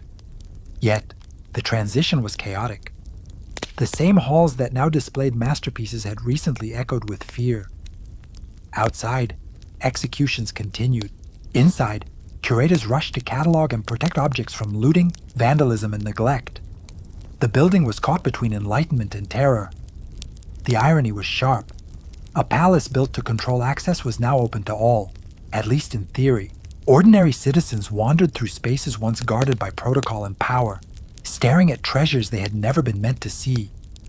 The Louvre had become a stage for a new experiment where the culture could belong to everyone. Not everything survived intact. Some artworks were destroyed, others sold, others stolen in the chaos. Revolutionary zeal did not always distinguish between oppression and history. Still, the idea endured. The Louvre was reborn not as a symbol of kings, but as a monument to the nation. This chapter marked the most radical transformation in the building's long life. The fortress had become a palace. The palace had become a museum. And beneath the marble floors, centuries of power quietly shifted hands, this time without asking permission. The revolution had turned the Louvre into a museum of the people, but it was empire that turned it into a museum of power. When Napoleon Bonaparte rose from general to ruler, he understood immediately what the Louvre could become. Art was no longer just heritage. It was propaganda. Napoleon renamed the Louvre the Musée Napoléon, a symbolic gesture that made his ambitions unmistakable. As his armies marched across Europe, they did not return empty-handed. Masterpieces were seized from Italy, the Low Countries, Germany, and beyond. Paintings, statues, manuscripts, and relics were stripped from churches and palaces, packed into crates, and shipped to Paris. Victory was measured not only in territory, but in treasures. Inside the Louvre, galleries were rearranged to tell a very specific story. Art was displayed as proof of French superiority, ordered to suggest that history itself had culminated in Napoleon's reign. Ancient Rome, Renaissance Italy, and classical Greece were reframed as stepping stones leading inevitably to imperial France. To walk the museum was to walk through an argument. This was not subtle theft. It was systematic, public, and unapologetic. Napoleon believed Paris deserved to be the capital of world culture, and the Louvre would be its altar. Artists and scholars were divided, some thrilled by access to unprecedented collections, others disturbed by the violence that made it possible. For visitors, the experience was overwhelming. Never before had so much of Europe's cultural heritage been concentrated in one place. The Louvre became a destination not just for citizens, but for foreign dignitaries forced to admire what had been taken from them. But empires rarely last. When Napoleon fell, the question of ownership returned with force. Defeated nations demanded their art back. Crates were reopened. Catalogs were scrutinized. Many works were repatriated, though not all. Some objects quietly remained absorbed into the permanent collection. This period left a permanent scar on the Louvre's identity. It exposed the uncomfortable truth that museums are not neutral spaces. They reflect power, conquest, and choice. What is displayed is often what survived domination. The Musée Napoléon vanished with the empire, but its legacy endured. the Louvre emerged larger, richer, and more controversial than ever. A palace of art built partly on plunder, its grandeur inseparable from the violence that helped create it. By the 19th century, the Louvre had settled into its new identity as a museum. But its past was far from buried. Beneath the polished floors and carefully lit galleries lay a hidden world most visitors would never see. The Louvre was not just layered in history metaphorically. It was layered physically, stacked century upon century with forgotten spaces sealed off below. As renovations expanded the museum, workers repeatedly stumbled upon remnants of earlier lives. Medieval walls emerged from beneath marble. Old moats were uncovered, still damp centuries after they were filled in. Foundations from the original fortress reappeared like bones pushed to the surface. Instead of destroying them, curators made an unusual decision. The past would remain visible, but controlled. These underground spaces became silent witnesses to everything the Louvre had been. Visitors today can walk through sections of the medieval fortress beneath the museum, tracing the outlines of towers built for war, not art. The contrast is unsettling. Above, the world's most famous paintings hang in climate-controlled calm. Below, rough stone walls whisper of fear, defense, and confinement. But not all secrets were architectural. The Louvre developed its own hidden infrastructure: tunnels, service corridors, and restricted passages designed to move art unseen. Masterpieces are rarely transported through public halls. Instead, they travel through underground routes known only to staff, shielded from crowds and cameras. The museum has its own shadow circulation system, invisible but essential. During times of crisis, these hidden spaces became lifelines. In wartime, artworks were quietly evacuated through back corridors and tunnels, packed and sent away under secrecy. During occupations and unrest, the Louvre learned how to disappear its treasures without appearing empty. What visitors see has always been carefully curated, not just aesthetically, but strategically. There are also stories that never made it into official records, objects mislabeled, works quietly removed, discoveries left unpublished because they complicated neat narratives. Museums present order, but they are built on decisions: what to show, what to hide, and what to forget. The Louvre's hidden past is not just about secret rooms. It is about control of memory. Every museum is an argument about history, and the Louvre's argument is reinforced by what lies beneath it. Above ground, the building celebrates civilization. Below it preserves its anxieties. Fortress, palace, museum. None fully replace the others. They coexist, stacked one on top of the next, reminding anyone who looks closely that the Louvre is not just a container of history. It is history itself, still holding its breath underground. Today, the Louvre presents itself as timeless, calm, authoritative, and universal. Millions pass through its doors each year, guided by maps and audio tours that promise clarity and order. Yet, this sense of permanence is carefully constructed. The modern Louvre is the result of constant reinvention, each era reshaping the building to suit its own idea of power, culture, and legitimacy. The most visible symbol of this reinvention arrived in the late 20th century with the glass pyramid. Designed to modernize access and circulation, it was controversial from the moment it appeared. Critics saw it as an intrusion. Supporters praised its symbolism. But beneath the debate was a familiar pattern: the Louvre once again adapting to remain central, relevant, and controlled. The pyramid did not replace the past. It reorganized how the public encounters it. What visitors see today is the end result of centuries of selection. Not just selection of art, but selection of narrative. Some objects are elevated to global icons. Others remain in storage, unseen. Entire histories are condensed into captions, while uncomfortable origins, looting, coercion, erasure, are often softened or omitted. This is not deception so much as design. Museums do not show everything. They never have. The Louvre's authority comes from its ability to frame history as settled. Walls are quiet. Labels are confident. The chaos that once defined the building, sieges, massacres, revolutions, is smoothed into chronology. Yet those events still shape what hangs on the walls and what does not. Security is omnipresent. Cameras watch every movement. Guards patrol with practiced calm. Climate systems hum constantly to preserve fragile objects. The fortress logic never vanished. It simply changed form. Where once walls protected kings, systems now protect artifacts. The purpose remains the same: preservation of power through control of space. And yet the Louvre also represents something genuine. It is a place where humanity confronts its own record. Beauty alongside violence, genius alongside exploitation. Few buildings contain so much contradiction so openly. The Louvre did not become a museum by accident. It was shaped by rulers, rebels, empires, and curators, each leaving a layer behind: fortress, palace, prison, workshop, museum. None erased the others. To walk its halls is to move through centuries of decisions about who owns culture, who defines history, and who gets to look. The Louvre's hidden past is not hidden at all.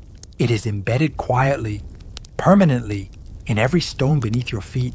Long before glass became something shaped by human hands, it already existed in nature, formed by forces far older and more violent than civilization.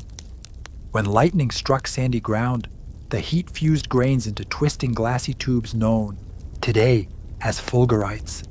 When volcanoes erupted, molten lava cooled into obsidian, a sharp black prized by prehistoric peoples for blades and tools.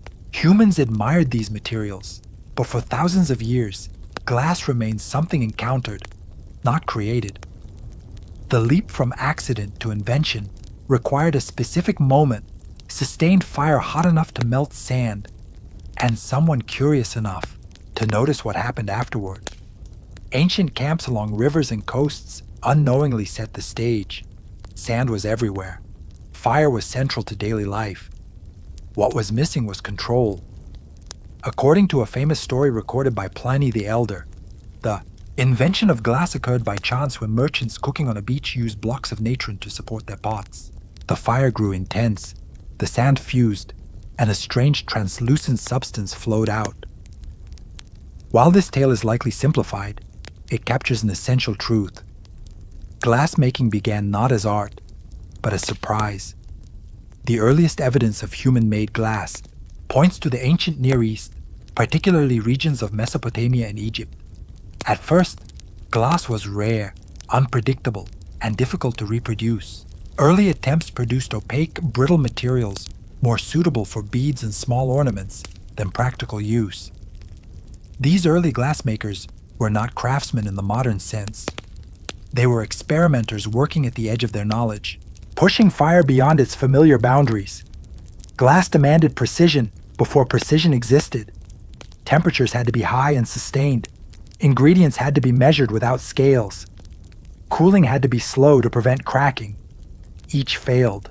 Attempt taught another lesson.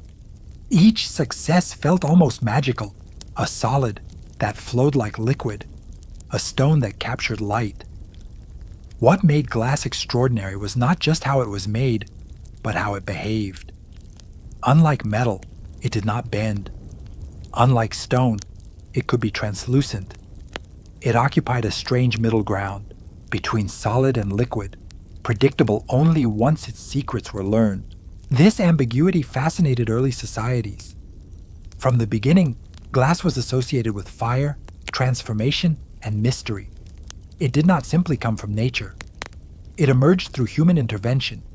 In mastering glass, humanity discovered that even the most ordinary materials could be remade into something astonishing if heat, patience, and imagination were applied in just the right measure.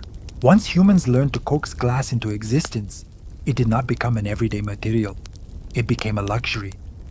In the ancient world, glass was difficult to make, unpredictable and expensive, qualities that made it perfect for elites in sacred spaces. In early Egypt and the Near East, glass was not valued for transparency, but for color.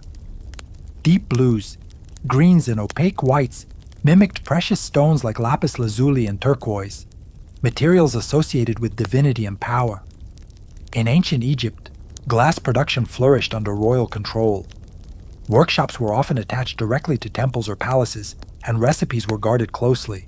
Glassmakers were specialists, sometimes working alongside metal workers and jewelers. Their output was small but symbolic. Beads, amulets, inlays, and cosmetic containers. These objects were not meant for daily use. They were offerings to gods, markers of rank, and companions for the dead. Glass quickly became intertwined with religion. Egyptians believed color carried meaning and power. Blue represented the heavens and the Nile. Green symbolized rebirth and regeneration. Glass, with its ability to hold color permanently, was seen as a way to freeze sacred qualities into physical form. Amulets made of glass were placed on mummies, believed to protect the soul in the afterlife.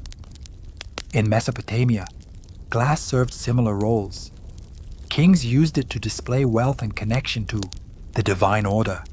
Glass objects appeared in temples and royal treasuries, often alongside gold and ivory. Written tablets from the period describe glass-making recipes in cryptic language, reinforcing the idea that this knowledge bordered on alchemy. Glass was not just manufactured, it was conjured. What mattered most was rarity. Because glass was so difficult to produce consistently, owning it signaled control over both labor and knowledge. A glass vessel was proof that someone commanded fire itself. This is why early glass never replaced pottery or metal. It existed above them, not alongside them. These early societies did not yet imagine glass as something to look through. They saw it as something to look at. Its smooth surface, unnatural colors, and reflective sheen made it feel otherworldly. Light did not simply bounce off glass. It seemed to live inside it. At this stage in its history, glass was not about function. It was about meaning. It connected rulers to gods, the living to the dead, and humanity to the transformative power of fire. Only later would glass descend from temples and tombs into the hands of ordinary people and change the world in far more practical ways. The true revolution in glass did not come from priests or kings, but from engineers. When the Roman world expanded across the Mediterranean, it carried with it a hunger for scale, efficiency, and practicality. Glass was no longer expected to be rare or mysterious. It was about to become useful. This shift transformed glass from a sacred novelty into a material that reshaped daily life. Roman glassmakers inherited techniques from earlier cultures, but they improved them relentlessly. The most important breakthrough came with the development of glass blowing in the 1st century before the Common Era. By inflating molten glass through a hollow tube, artisans could shape vessels quickly and consistently. Production time dropped dramatically. Costs fell. Glass stopped being exclusive.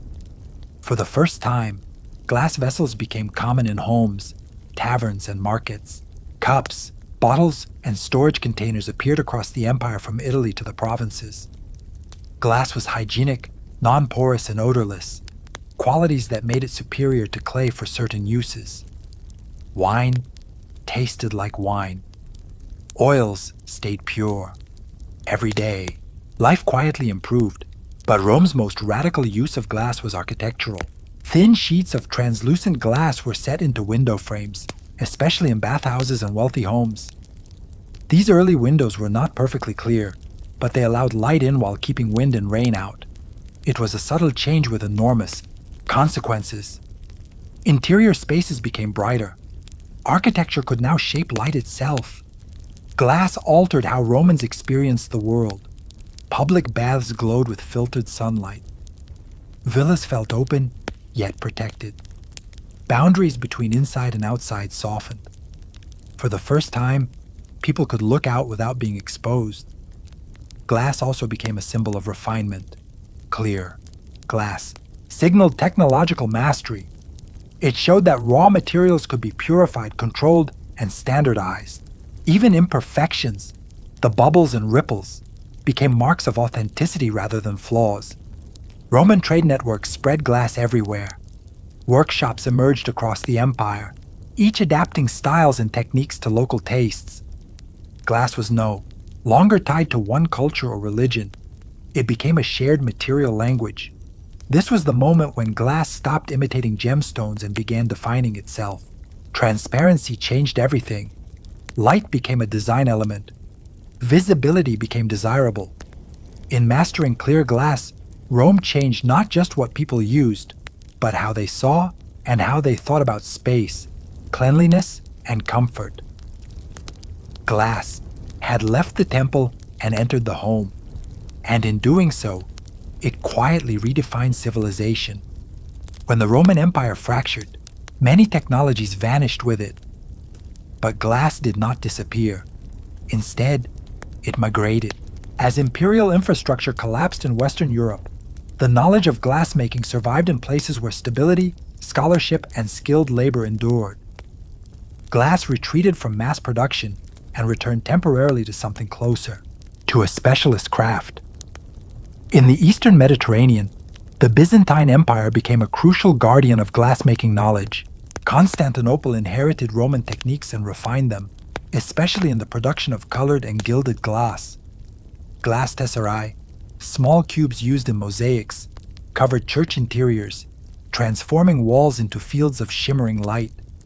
Here, glass was not transparent. It was luminous. Gold leaf trapped between layers of glass made saints and emperors glow as if lit from within. At the same time, the Islamic world emerged as a center of innovation rather than preservation. From Syria and Egypt to Persia, glassmakers experimented boldly with chemistry and form. Islamic artisans developed new colors, improved clarity, and advanced decorative techniques such as enamel painting and lusterware. Glass vessels were inscribed with calligraphy, turning functional objects into carriers of poetry, prayer, and status. Unlike medieval Europe, where glassmaking became fragmented and limited, Islamic cities supported large workshops and encouraged experimentation. Scholars wrote treatises on materials and processes, treating glass not as mystery, but as science. Recipes were refined, failures were documented, progress accelerated. One of the most important contributions of this period was chemical control. Islamic glassmakers perfected the use of plant ash and mineral additives to stabilize glass and improve transparency. This made larger, more reliable objects possible. Glass was no longer just decorative, it was technical. Trade spread these innovations.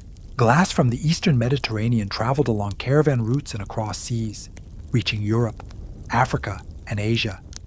Each exchange carried techniques as well as objects. Slowly, knowledge flowed back westward. In Europe, monasteries and cathedrals, workshops became quiet centers of glass survival. While everyday glass remained rare, religious institutions preserved the craft through stained glass windows. These windows were not meant to be seen clearly through. They were meant to transform light into narrative and emotion. Glass became storytelling. This period kept the fire alive, literally. And intellectually, glassmaking did not advance rapidly, everywhere, but it did not break. It adapted to new cultures, new beliefs, and new purposes. When glass would rise again as a transformative material, it would do so carrying the accumulated knowledge of empires, religions, and centuries of careful, patient fire. By the late medieval period, glass found a new home where trade, secrecy, and ambition intersected. Venice. Floating between East and West, Venice absorbed techniques from the Byzantine and Islamic worlds and refined them with ruthless focus. Glassmaking there was not just a craft, it was a state project. The Republic understood that control over knowledge could be as powerful as control over armies. To protect the city from fire and to guard trade secrets, Venetian authorities moved all glass workshops to the island of Murano. What followed was unprecedented specialization. Glassmakers became a privileged class, granted social status and legal protections. On one condition, they could never leave. The penalty for exporting secrets was severe. Venice built a gilded cage around genius. Within that cage, Innovation exploded.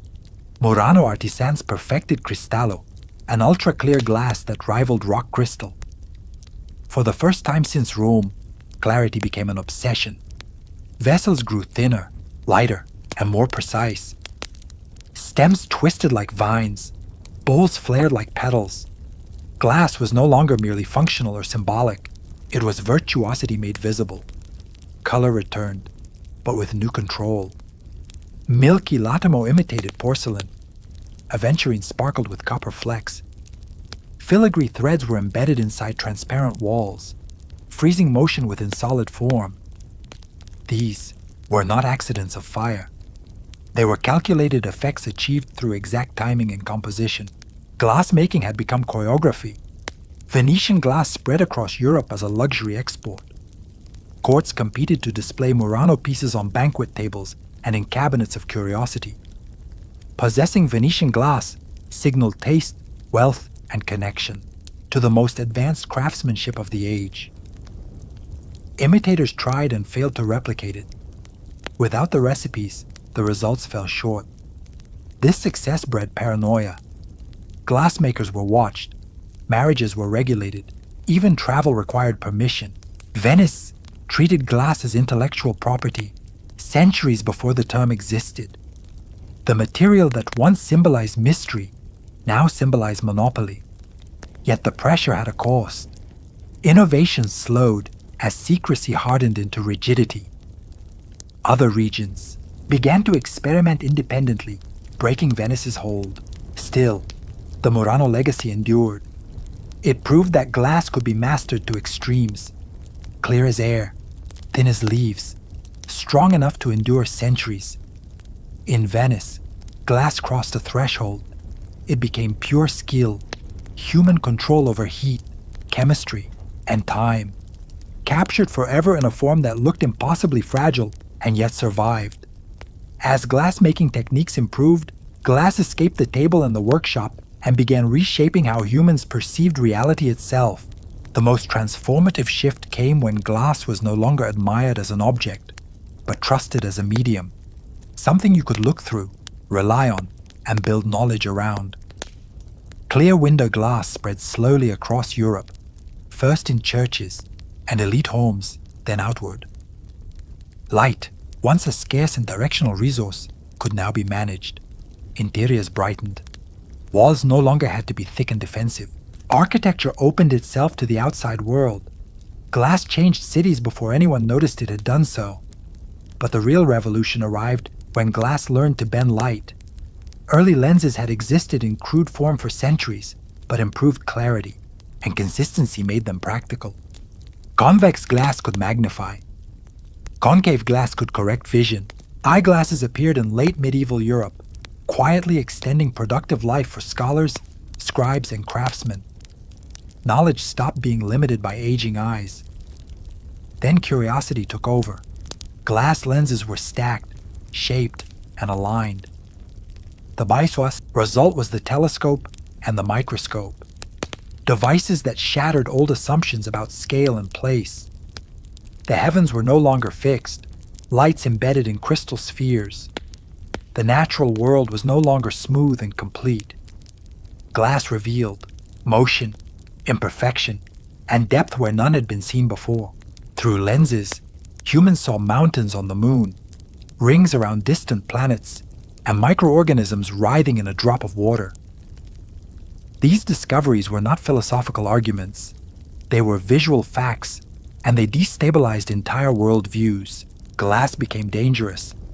Religious and political authorities understood this immediately.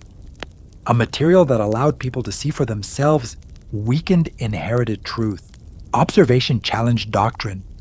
Measurement challenged tradition. The clarity of glass supported a new kind of thinking. Empirical, skeptical, and restless. At the same time, glass entered printing and navigation. Glass plates improved presses. Lenses refined maps and instruments. Mariners trusted glass compasses and optical tools to cross oceans. Empires expanded on the back of transparent precision.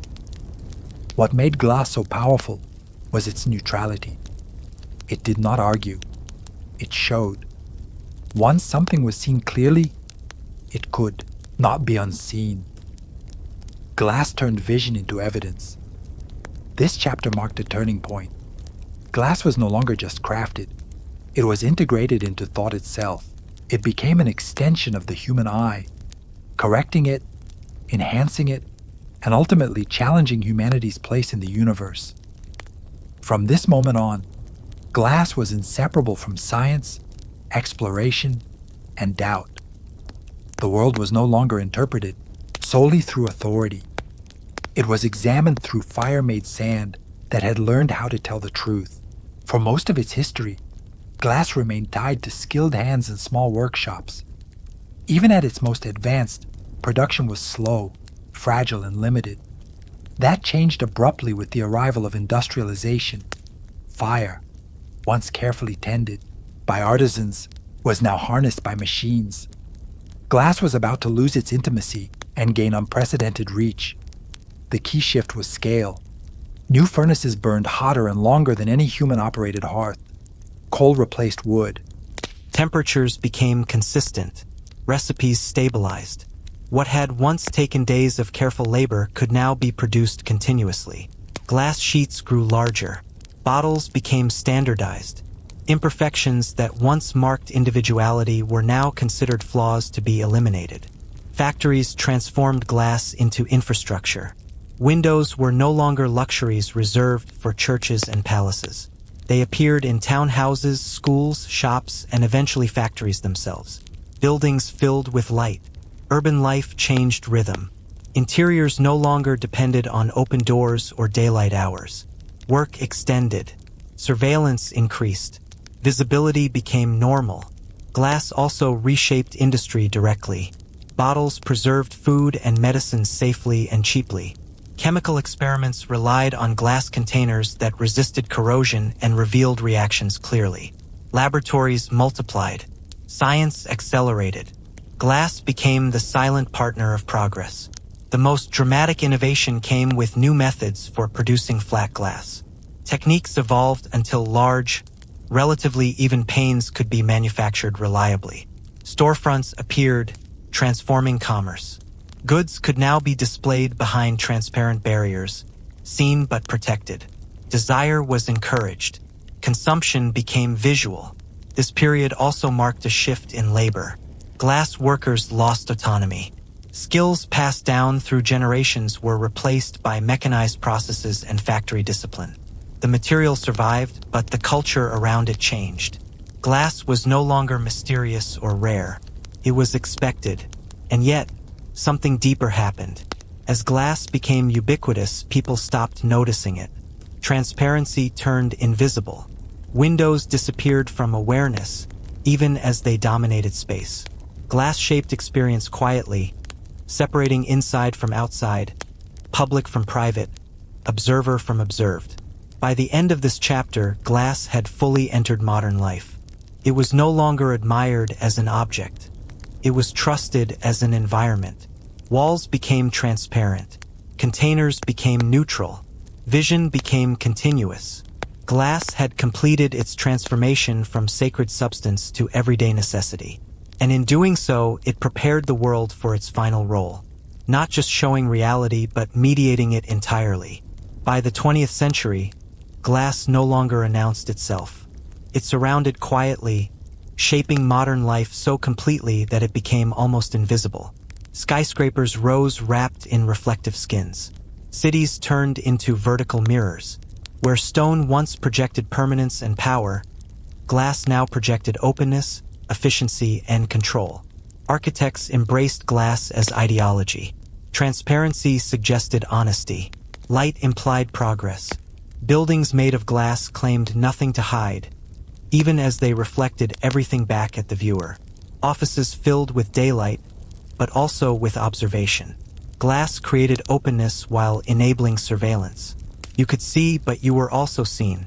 Advances in chemistry and engineering pushed glass further. Safety glass shattered without killing. Tempered glass grew stronger than intuition allowed. Laminated glass resisted impact and intrusion. The material that once terrified glass makers with its fragility became structurally reliable. Walls no longer had to feel solid to be strong. At the same time, glass shrank. Fiber optics transformed glass into threads thinner than hair, carrying light instead of images. Information raced through transparent veins beneath oceans and cities. Conversations, data, and economies flowed through glass without being noticed. Sand melted and stretched became the nervous system of the global world. Glass also entered medicine. It allowed surgeons to see inside bodies, chemists to isolate compounds, and researchers to observe life at microscopic scales. Sterile, inert, and transparent, it became a tool of trust. When something mattered, it was put in glass. Yet, the emotional relationship with glass changed. It no longer felt magical, felt neutral. Screens replaced windows. Glass stopped framing the outside world and began displaying curated realities. Instead, phones, tablets, and monitors turned glass into an interface between humans and abstraction. We no longer looked through glass to see reality. We looked at glass to access it. This shift carried consequences. Glass mediated experience. It filtered information. It separated touch from sight. The material that once expanded vision now shaped attention. Still, its power remained rooted in the same ancient qualities: transparency, transformation, and control of light. From cathedral windows to phone screens, glass continued doing what it always had, deciding what could be seen and how. By this stage, glass had become the most trusted material in the world. We relied on it to protect us, inform us, and connect us. We trusted it precisely because we stopped noticing it.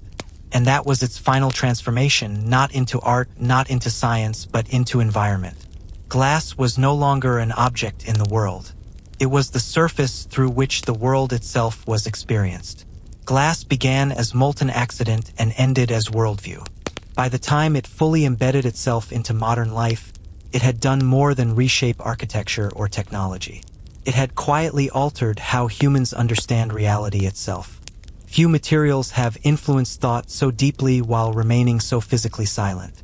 Glass taught humanity to value clarity. Not just optical clarity, but conceptual clarity. The idea that truth could be seen, measured, and verified depended on transparent tools. Science relied on glass to reveal reactions, cells, and stars. Once the eye could be extended and corrected, belief shifted. Authority weakened. Observation gained power. Seeing became knowing. Glass also changed humanity's relationship with distance. Windows allowed separation without isolation. Lenses collapsed vast scales, bringing galaxies close and microbes into focus. Later, fiber optics erased distance altogether, turning light into information. Glass made the world feel smaller, faster, and more interconnected than any generation before could have imagined. At the same time, glass introduced new contradictions. Transparency promised honesty, but it also enabled surveillance. Walls that could be seen through could also be watched through. Display windows invited desire. Screens curated attention. Glass never forced these outcomes. It simply made them possible. Humans decided how to use what glass allowed. There is something uniquely unsettling about glass. It feels solid but can vanish when struck. Protects while remaining fragile. It separates without fully dividing. These contradictions mirror human ambition itself. The desire to control nature while remaining vulnerable to it. Glass became the perfect partner to that impulse. Even today, glass sits at the boundary between presence and absence. A screen shows a face that is not there. A window frames a world you cannot touch. A lens reveals truths that challenge comfort. Glass mediates experience without replacing it, always reminding us that perception is shaped, not neutral. What makes glass extraordinary is not its chemistry but its endurance. Civilizations collapsed. Empires fell. Belief systems changed. Glass adapted to all of them. It served gods, kings, scientists, merchants, and machines without belonging fully to any. From molten sand to stained windows, from obsidian blades to digital screens, glass followed humanity's desire to see more clearly, and sometimes to hide behind that clarity. It remains a material born of fire and patience, demanding control yet punishing carelessness. In the end, glass did not just change how humans see the world. It changed what they expect to see and what they believe counts as truth when they